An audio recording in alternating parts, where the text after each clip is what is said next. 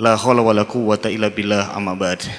Hadratul Mukhtaramin, para ulama, para alim, beliau yang kami hormati Bapak Dr. Andes Kiai Haji Muhyiddin MAG, yang kami hormati jemaah pengajian malam Masjid Agung Jawa Tengah, yang kami hormati segenap santri Tahfidzul Quran MAJT Basnas Jawa Tengah, serta yang kami hormati para pendengar setia kaum muslim Radio Dais dan Radio Gaul, dan para pemirsa MAJT TV dan TVku dimanapun Anda berada.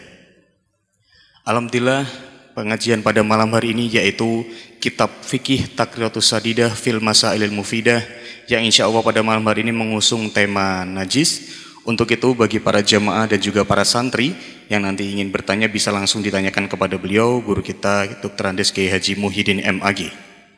Baik, sebelum itu mari kita buka kajian pada malam ini dengan bacaan umul kitab li ridhoillah wa li syafaati Rasulillah. Al-Fatihah. A'udzubillahi minasyaitonir rajim. Bismillahirrahmanirrahim. Alhamdulillahirabbil alamin arrahmanir rahim maliki yaumiddin.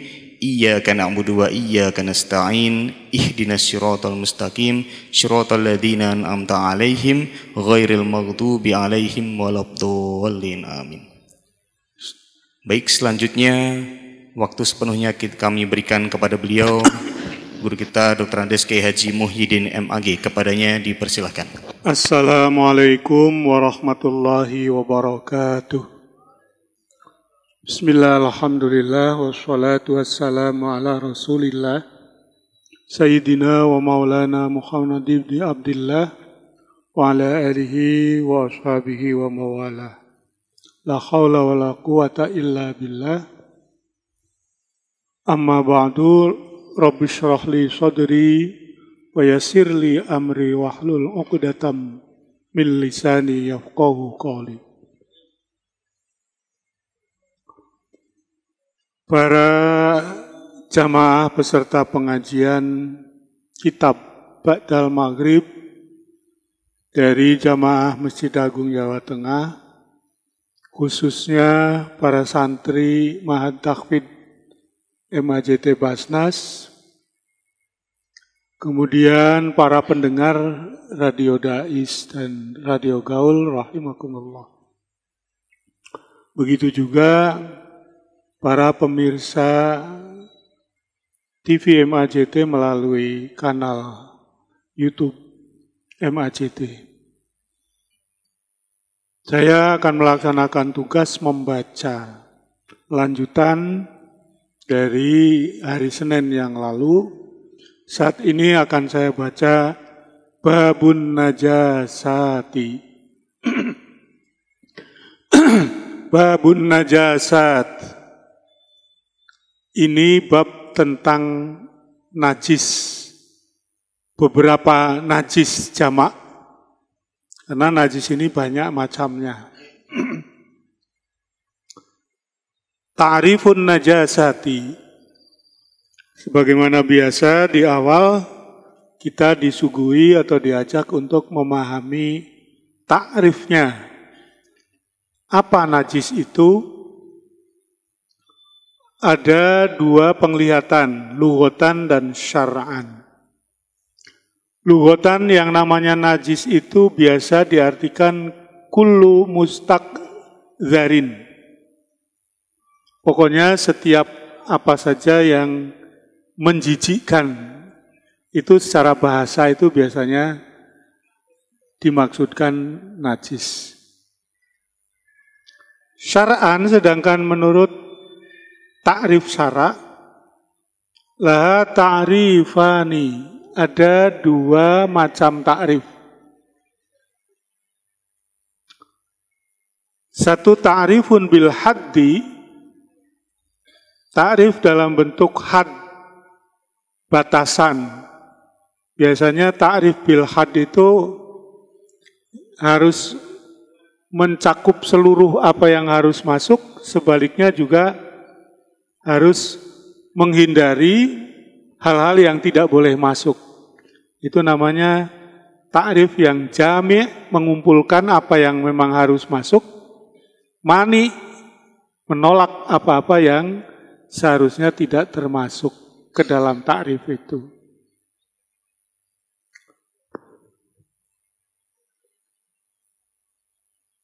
Ta'rif bil had kullu mustakdzarin. Yang namanya najis itu setiap apa yang jijik, kotor, yamna'u yang menyebabkan terhalangnya sihhatas sholati, keabsahan, kesahan sholat. Bisa membuat sholat itu menjadi tidak sah.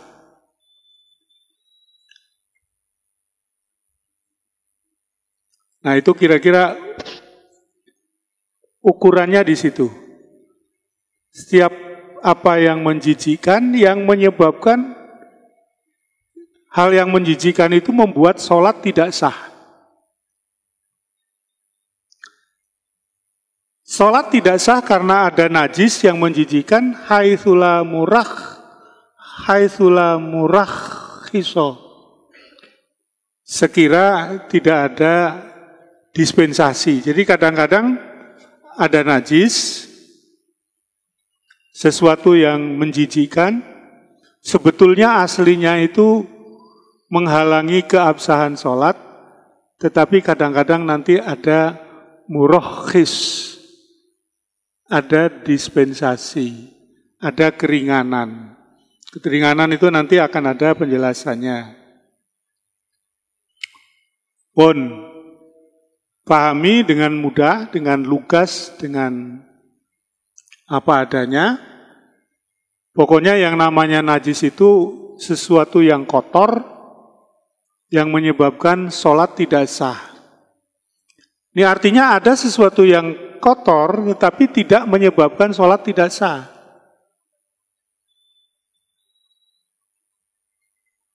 Bisa jadi sesuatu yang kotor itu ada, tetapi haitsula murakhiso, di mana tidak ada dispensasi di situ. Keterangannya begini, syarhut ta'rif yamna'u sihhatas shalah. Bisa mencegah atau bisa menghalangi sahnya sholat. Kharaja keluar bihi, dari soal ini, al-mustakdzaru, sesuatu yang menjijikkan, yang kotor, alladzi la yamna'u sihhatas shalat, yang tidak menyebabkan ketidaksahannya sholat atau tidak menghalangi kesahan sholat. Seperti apa? Kalbu soqi, ludah, itu kan kotor, mustakdzar. Jajal, kamu menerima ludahnya orang lain. Kalau ludahnya sendiri mungkin biasa. Coba bagaimana kamu diedoni karo wong.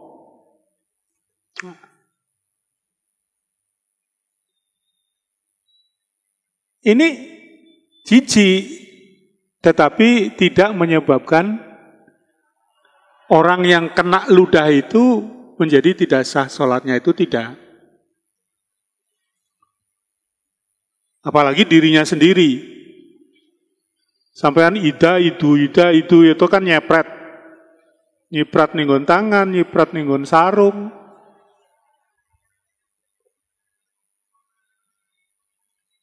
Itu kotor tetapi tidak menyebabkan sholatmu tidak sah. Wal mukhati atau ingus. Ingus juga kotor. Ya, ingus kotor, tetapi kotornya ingus tidak menyebabkan orang sholat tidak sah. Jadi kalau ada orang sholat, ingusnya meler, lalu netes ke baju, ya enggak apa-apa. Fala yusamma najasatan syar'an. Maka yang namanya ludah atau ingus itu tidak bisa disebut najis syar'an secara syara.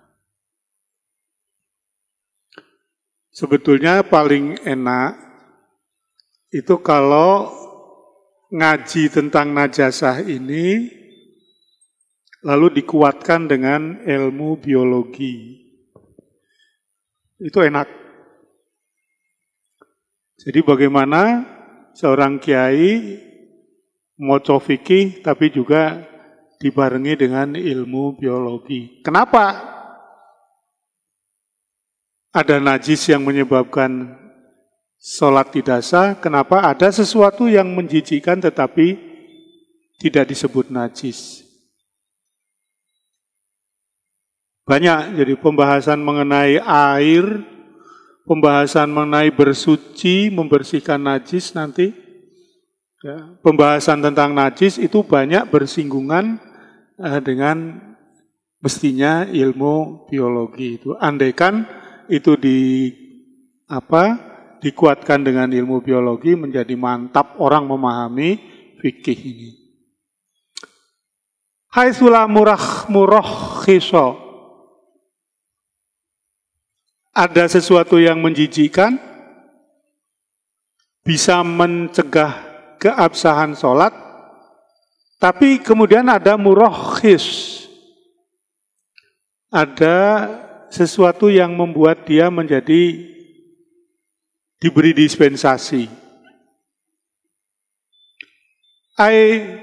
Haitsula mujawiza. Artinya tidak ada sesuatu yang membolehkan. Nah, maka kharaja bi al-ma'fuwatu. Maka dikeluarkan dari definisi syar'an najis ini al-ma'fuwatu, najis-najis yang dima'fu. Ma'fuwun itu dari kata afwun, maaf. Ada najis, tapi najis itu ma'fu. Ma'fuwun anhu. Kaqoli liddami. Seperti darah tapi sedikit sekali. Qoli liddam. Darah itu sebetulnya najis. Nanti ada perinciannya tentang najis. Tapi kalau qoli liddam sedikit sekali, jadi misalnya ya. Kamu digigit nyamuk. Nah, itu bekas gigitannya itu sebetulnya ada darah sedikit.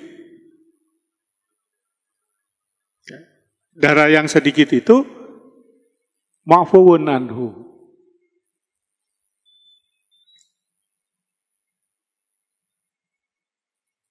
Tapi kalau nyamuknya sudah besar perutnya, mau keplek, nah itu kelihatan jelas.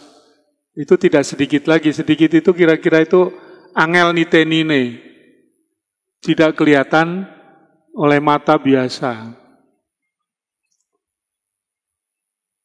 Kaqoli liddami.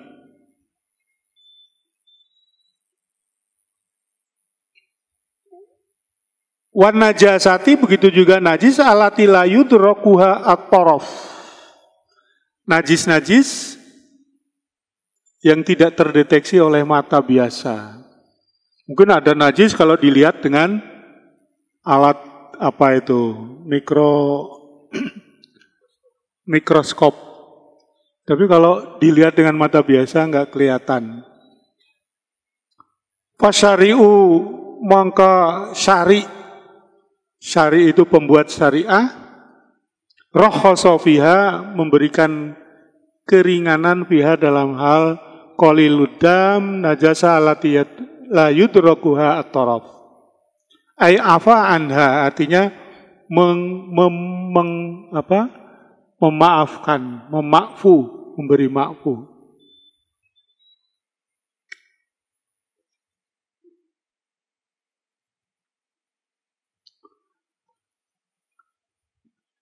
Tadi ta'rifun bil had dengan penjelasannya. Sekarang ta'rifun bil addi.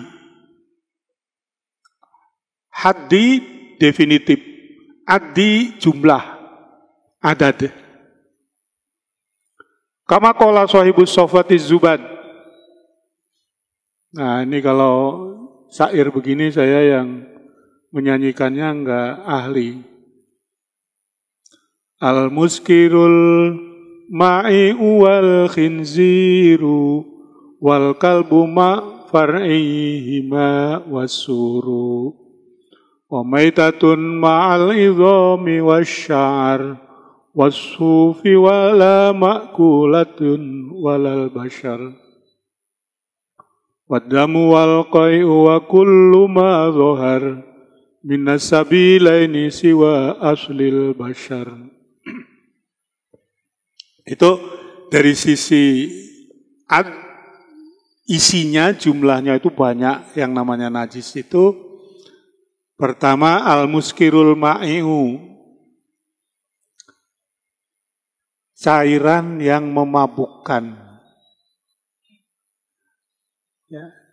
Yang memabukkan itu tidak semuanya dalam bentuk cair. Ada yang tidak cair, yang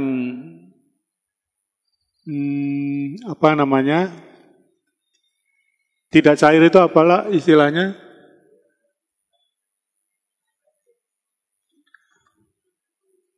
Ya, tidak dalam bentuk cair. Memabukkan tidak dalam bentuk cair itu apa? Contohnya apa? Daun ganja. Sudah pernah lihat? Pernah ngerasa Na'udzubillah. Wal khinziru, celeng babi. Wal kalbu, anjing. Jadi kalbu, khinzir, hidup saja najis. Apalagi kalau bangkai. Ma'afar aihima, atau keturunan khinzir dan kalbu. Saya ini juga perlu dapat sokongan, dukungan dari ilmu biologi. Di fikih sejak kecil saya membaca ini. Keturunan dari anjing dan babi. Apa bisa ya? Anjing kawin sama babi lalu kemudian spesiesnya beda itu. Wasur, sisa di mulut binatang, wa maitatun, bangkai, ma'al idham wa sya'ar, apa itu? Tulangnya, bulunya, lama kulatun, hewan-hewan yang tidak boleh dimakan, dan seterusnya. Ini kalau disusun dalam bentuk nasar, maka yang termasuk najis itu pertama al-baul. Apa mas, baul? Kemarin sudah ada. Air kencing, wal ghaid.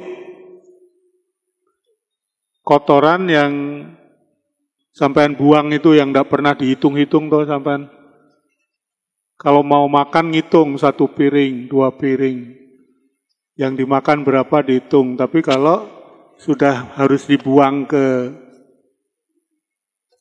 sampean ikhlas, paling ikhlas itu orang membuang kotoran itu. Orang tahu ngukur berapa kilo, berapa liter. Wes culke. Wadam, darah.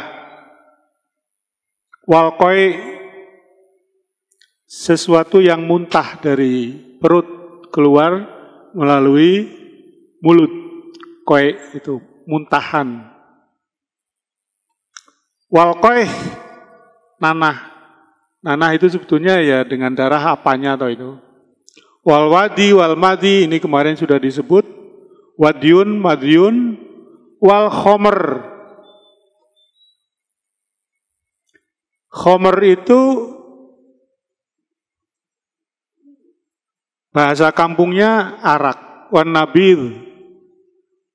Ya ini sebetulnya bagian dari arak, sama-sama minuman keras yang memabukkan. Wa kullu muskirin ma'i'ain, dan apa saja yang memabukkan dalam bentuk cair.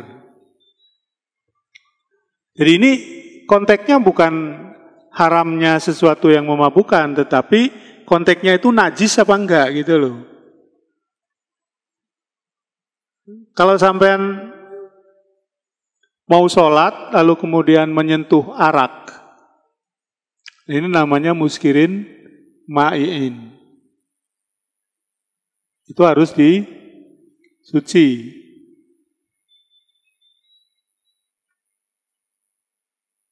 Nah, tapi kalau yang saya mau nyebut kok, kalau nggak cair itu apa tuh istilahnya?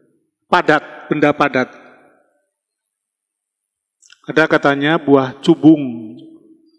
Nah, ada katanya ya pokoknya pil-pil koplo ngono ki sampean ngemek pil koplo ora najis. Pil koplo itu haram dikonsumsi. Tapi kalau pilnya disentuh itu tidak najis. Tapi kalau arak, ini muskirin, main, itu najis. Ya najis, ya haram.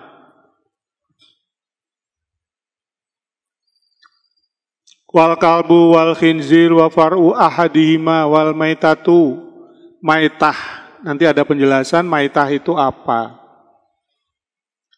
Wa syariha wa a'zamiha wala banu malayu kalulahmuhu. Susu dari binatang yang tidak halal dagingnya. Susunya juga najis. Labenu malayu kalulahmuhu. Tidak boleh dimakan itu apa? Macan itu, harimau. Singo. Nah, susunya harimau itu termasuk najis. Wasya'ru wairul makul, begitu juga rambutnya binatang yang tidak boleh dimakan. Idzang fasola hala hayatihi. Kalau rambut itu terpisah dari tubuhnya ketika masih hidup.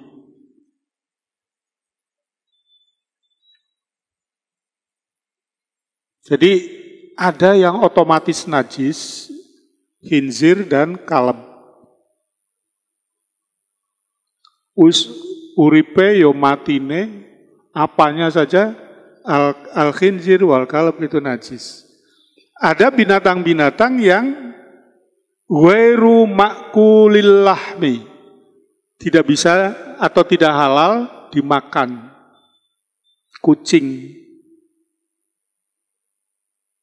harimau, apa itu burung elang, dan lain sebagainya. Itu ghairu makulil lahmi. Nah, itu kalau bulunya itu ucul dari tubuhnya, maka dia menjadi najis ketika. Nah, ada pertanyaan, Mas Harun? Nggih, monggo.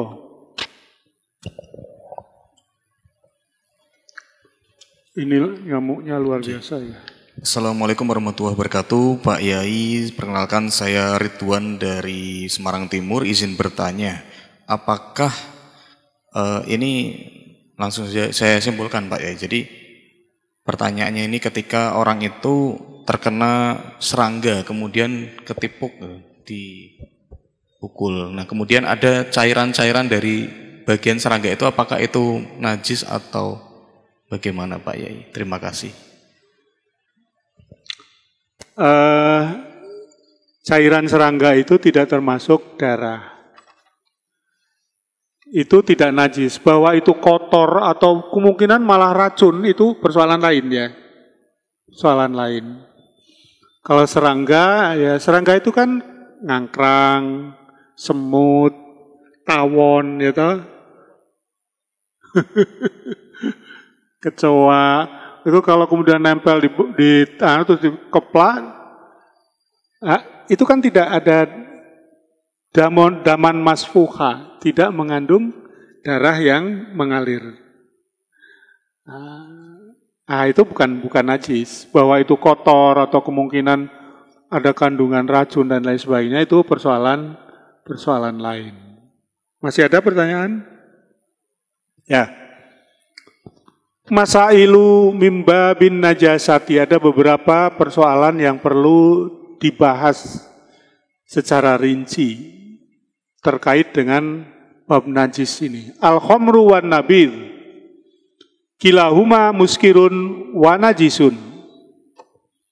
Al-khamru wan nabidh, ini kalau di fikih itu definisinya begini. Khamru itu ma'uttukhidha min asiril ainab, terbuat dari sari inab.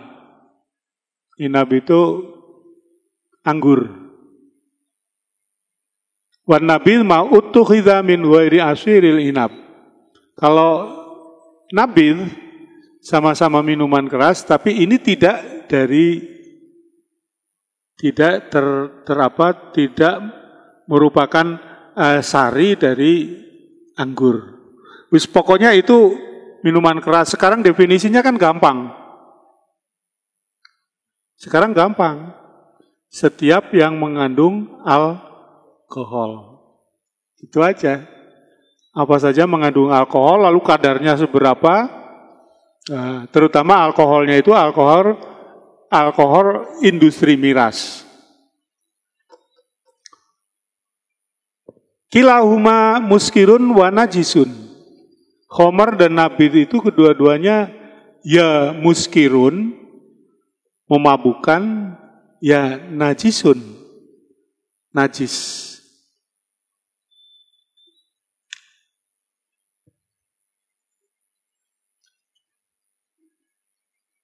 Nah ini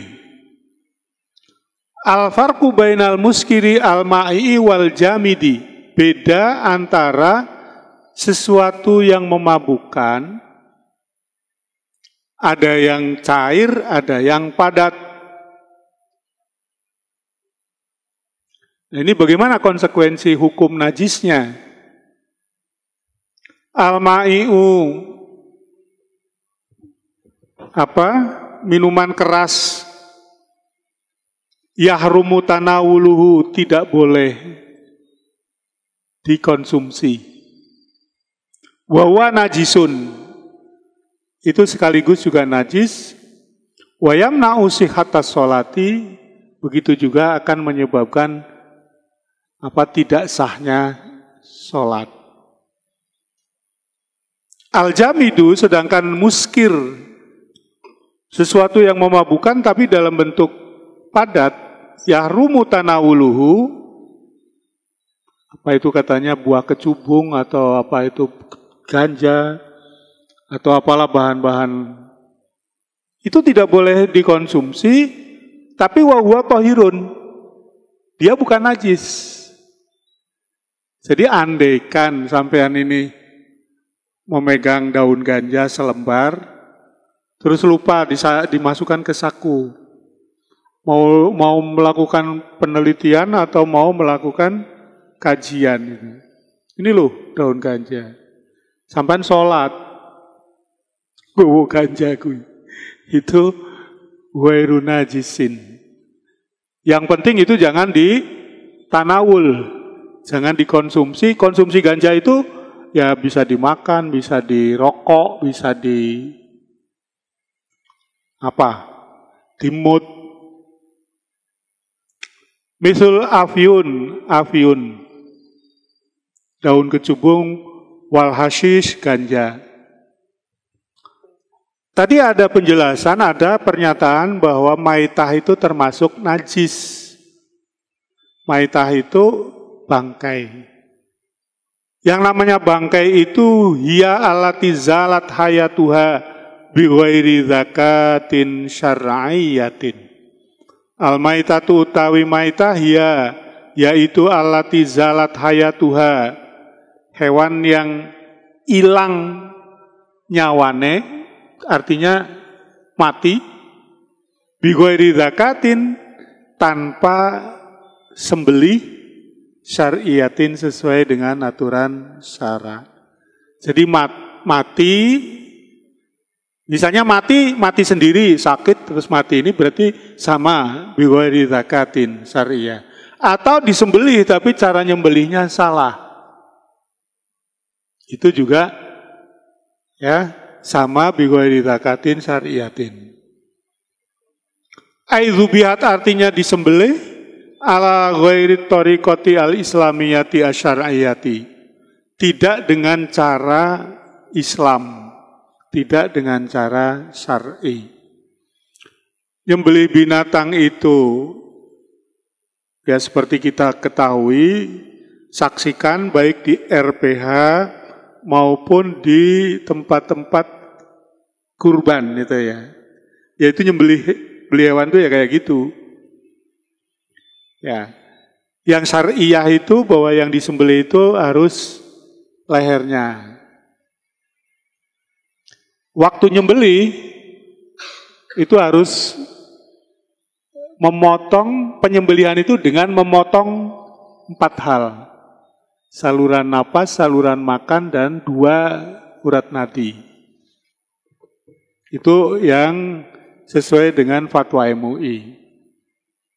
Nah, kalau ada hewan disembelih, baru terpotong saluran makan,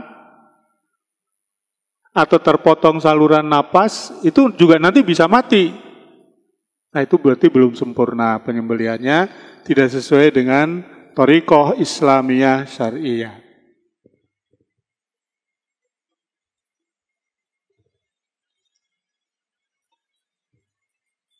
Hukmu jami'il hayawanati hala hayatiha. Hukum hewan waktu masih hidup. Ini kaitannya dengan persoalan najasah ya. Jami'ul hayawanati, seluruh hewan hala hayatiha saat masih hidup itu tohiratun, suci. Illal kalba, kecuali anjing, wal khinziro, dan khinzir, babi atau celeng, wafar'a ahadihima, atau keturunan dari salah satunya. Wes, itu status hewan yang hidup. Sekarang hukmu jami'il hayawaniti ba'da mautiha. Seluruh hukum hukum seluruh hewan sesudah mati, hukumnya bagaimana? Kalau bighairi zakatin syar'iyyatin, tidak melalui penyembelihan secara syara. Kulluha najisatun. Ya. Semua hewan yang mati tidak dengan cara disembelih sesuai syara, maka kulluha najisatun. Semuanya dianggap atau dinilai najis, illa salasan, kecuali 3. Yang mati tidak disembelih, tidak najis itu 3. Maitatul adamiyyi. Orang mati anak Adam. Ya masa wong kok najis. Kalau ada kotorannya, yang najis itu kotorannya. Wa maitatul jarodi, bangkainya jarod, belalang. Nah ini tadi bersentuhan dengan pertanyaan tadi. Wa maitatus samaki, begitu juga bangkainya ikan. Ikan itu hewan yang hidup di air. Di laut itu semua hewan laut itu adalah samak. Meskipun kelihatannya kayak ular misalnya. Tapi bukan ular ya, kayak ular.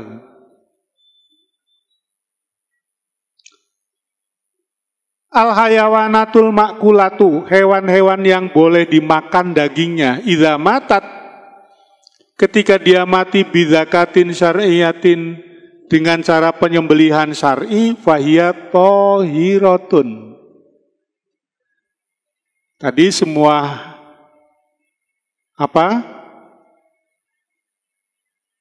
semua hewan yang mati tanpa sembelihan syara, semuanya najis kecuali Adam, anak Adam, Jarod, semacam belalang, samak, sejenis ikan. Sekarang hewan yang boleh dimakan, kayak apa contohnya? Daging kambing, daging sapi, daging kerbau, daging ayam.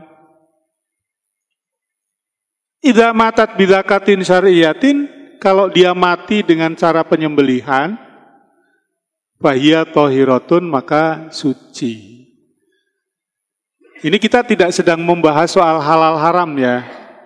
Jadi ini yang kita bahas itu soal thahirah atau najasah.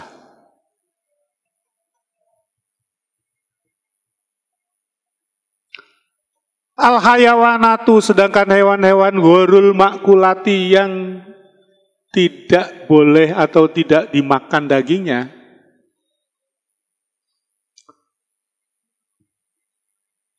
idza matat, ketika hewan itu mati, kulluha najisatun, najis itu kalau kucing, harimau, apalagi anjing dan babi. Anjing dan babi sudah asli dari awalnya, masih hidup pun najis. Walau dubihat, meskipun disembelih, kucing disembelih dengan cara penyembelihan syara, nah, setelah mati disembelih, dia tetap najis. Begitu juga burung elang.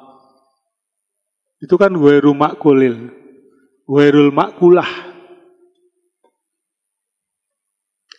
Ketewis tangting-tangting ya. Nah, selanjutnya hukmu sya'ri jami'il hayawanati,